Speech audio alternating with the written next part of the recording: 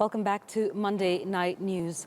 Now, the push for the enactment of the two-thirds gender rule is expected to pick momentum in May when Parliament resumes.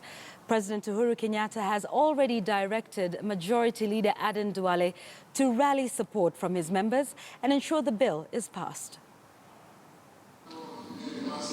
The final push to have the 11th Parliament pass the two-thirds gender bill will be top of priority for the National Assembly as it resumes from recess on the 9th of May. Leader of the majority in Parliament, Aden Duale, is expected to rally his troops and ensure the bill sails through. This is after several attempts to have it passed by the National Assembly and the Senate. My suggestion is that today, especially those of us who have an opportunity and the ability. You heard my FBSU talking about 50% in the 60s. All they're asking for today is 1/3.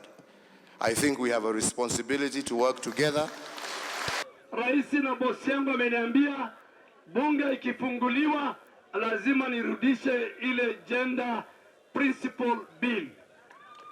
Na mimi nimesema nimechukua amri, kesho nitaichapisha.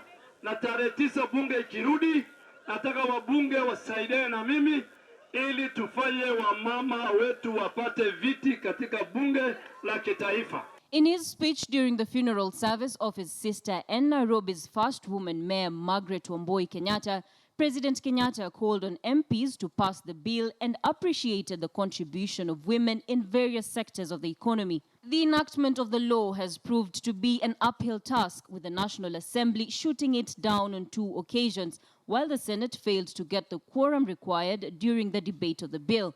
A situation that leaves the 11th Parliament hanging on the brink of a constitutional crisis should a Kenyan move to court to seek its dissolution for failure to enact the bill following the expiry of the August 24th, 2016 deadline.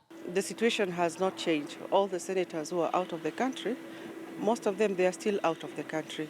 They had gone to committee work, and others on their maybe personal, 1 or 2 who are on personal missions and important things that they had prior arrangements on.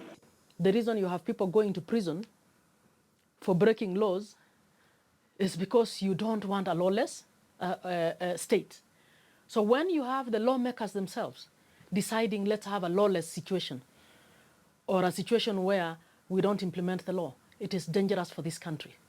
And the day we all choose to behave like them and be lawless, that's the day this country will break down. The country and the National Assembly and the Senate will still have to keep looking for a formula.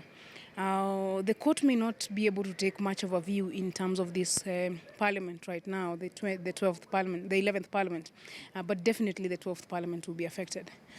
So it was just postponing a problem. If we don't solve the matter right now, we're just postponing the problem.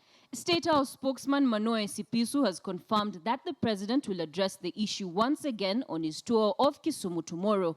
The president has asked House Majority Leader Aden Duale to prioritize the gender bill, believing that the 11th Parliament has a historic opportunity to stamp its authority on the matter, and in terms of legacy, be remembered as a parliament that put issues related to women and their leadership at the very top of its agenda and its thinking.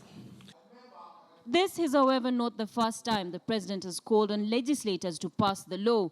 His pleas urging them to turn out in large numbers and support it last year seem to have